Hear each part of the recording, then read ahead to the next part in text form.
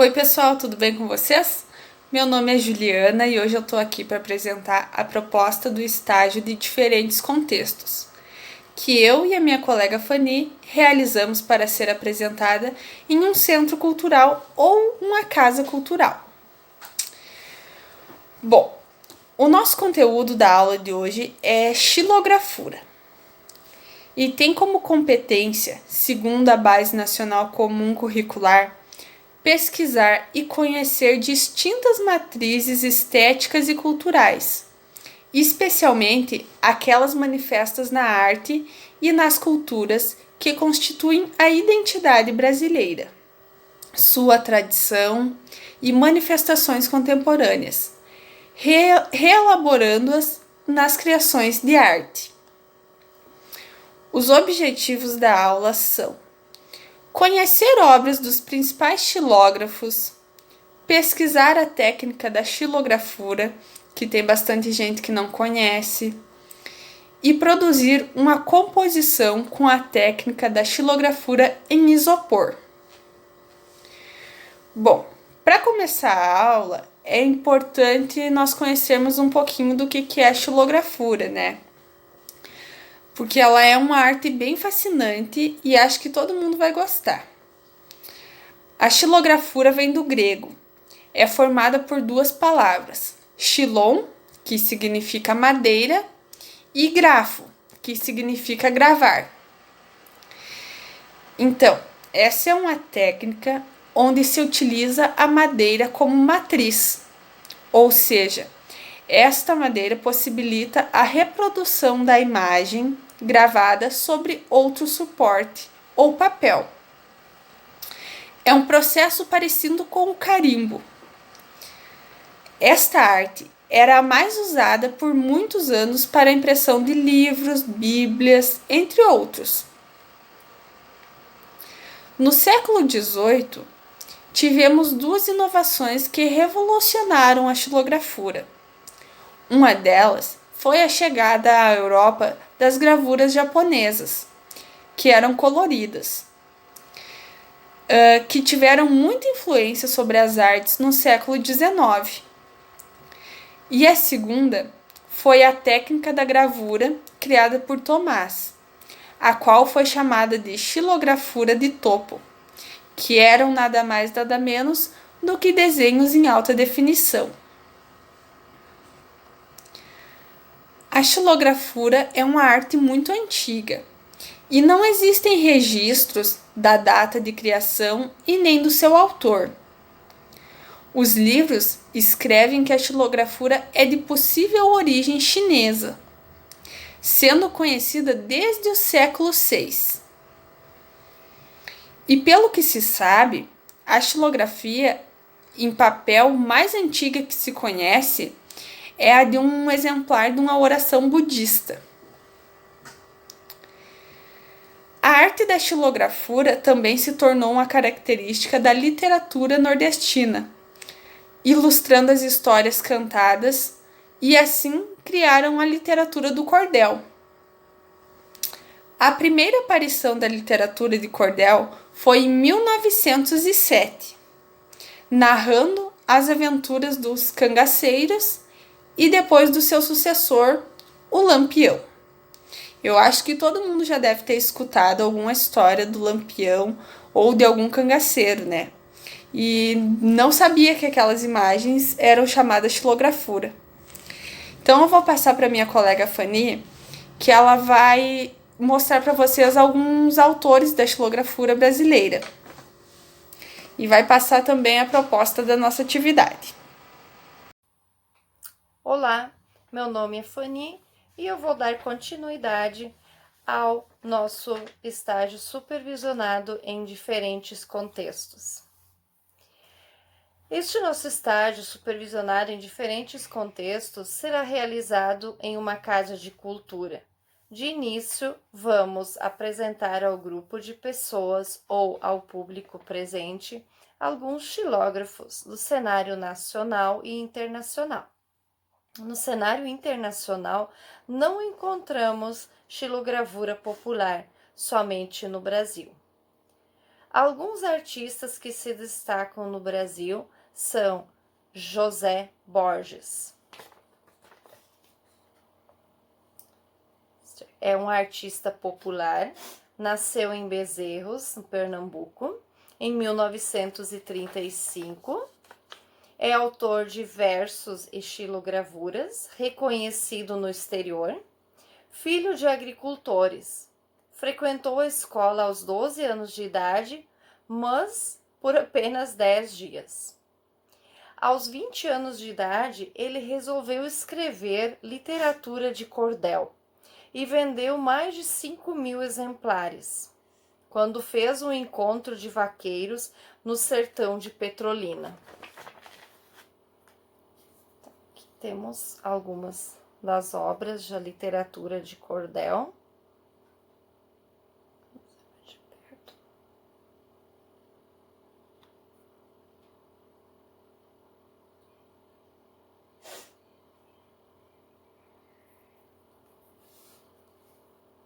Outro nome de um xilógrafo é Amaro Francisco. Amaro Francisco é irmão de José Borges e ele produz imagens do cotidiano, histórias de folclore, temas imaginários. Também vou mostrar para vocês duas das suas obras de xilogravura. Esta aqui é a música Ciranda Cirandinha, que ele representou nesta xilogravura.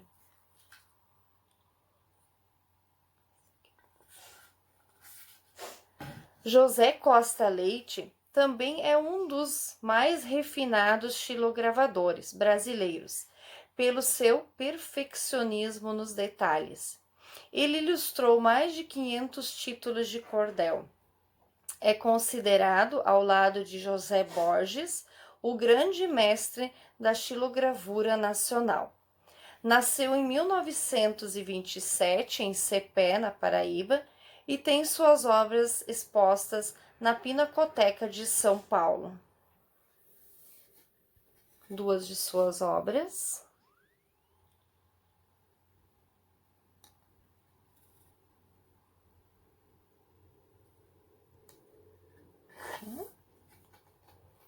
Outro xilógrafo é Abraão Batista.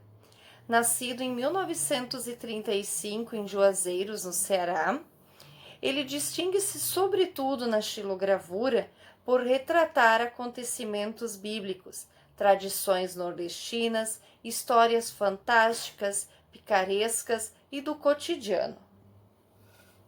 Que ele retrata uma história bíblica.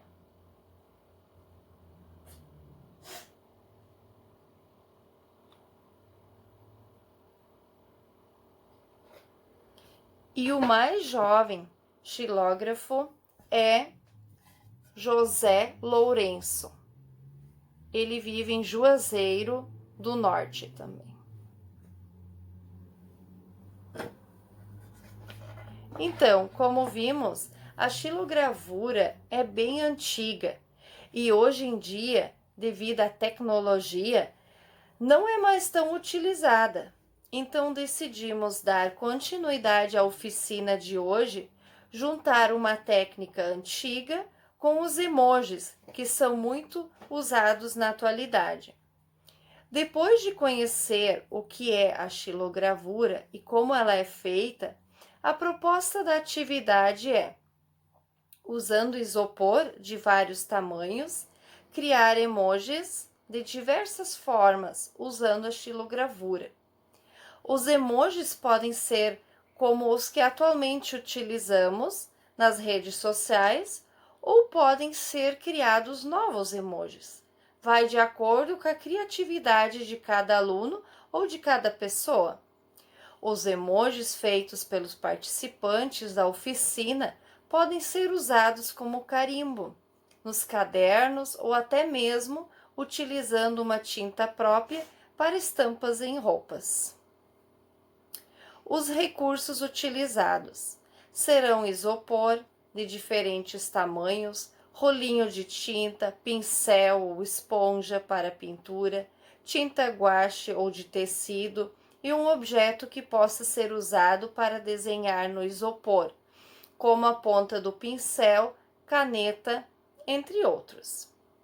Agora minha colega Juliana dará continuidade explicando para vocês a técnica da xilogravura. Bom, pessoal, então como a nossa proposta da atividade é fazer uma xilogravura no isopor, ou no nosso caso que nós podemos dizer que é uma isogravura, é de um emoji, que é bastante utilizado nos dias de hoje nas redes sociais. Então, eu fiz aqui uma carinha, eu desenhei no isopor, tá? E eu vou pegar aqui um pincel mais fininho e vou repassar aqui em cima porque eu quero que o meu traço fique mais grosso, tá?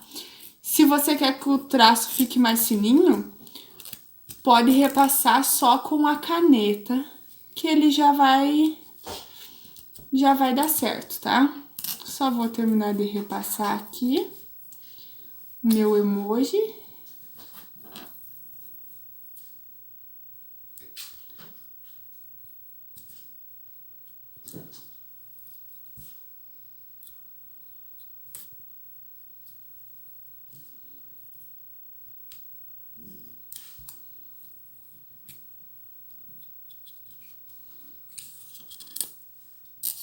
Olha só, depois que eu repassei, eu posso escolher se eu quero fazer colorido.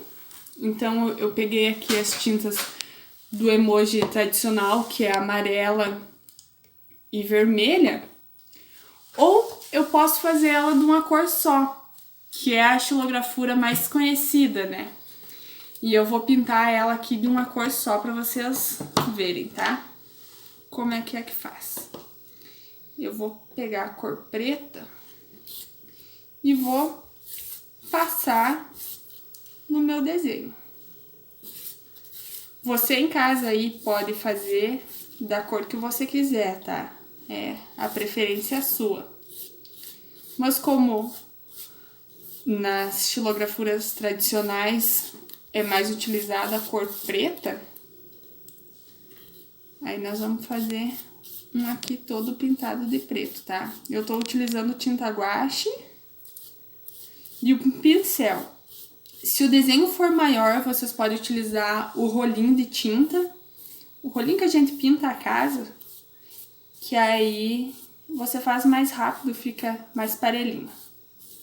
Bom, agora que eu pintei aqui, vou mostrar pra vocês. Tá tudo pintadinho. E aí a gente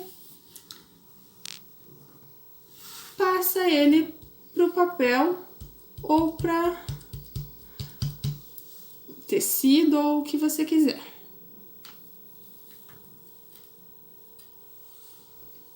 Olha só, faltou um pouquinho ali. Vamos fazer mais um pra ver como é que fica. Faltou apertar um pouquinho. Esse, como já tem tinta embaixo, ele vai sair mais fácil.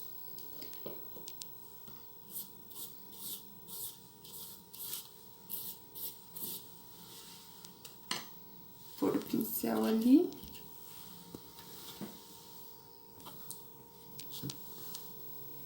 Apertar bem, para que não fique nada sem passar pro outro lado. Como vocês podem ver, é igual um carimbo. Ó, esse aqui já deu mais inteirinho. Essa é a nossa técnica da xilografura com isopor. E esse é o nosso emoji de hoje.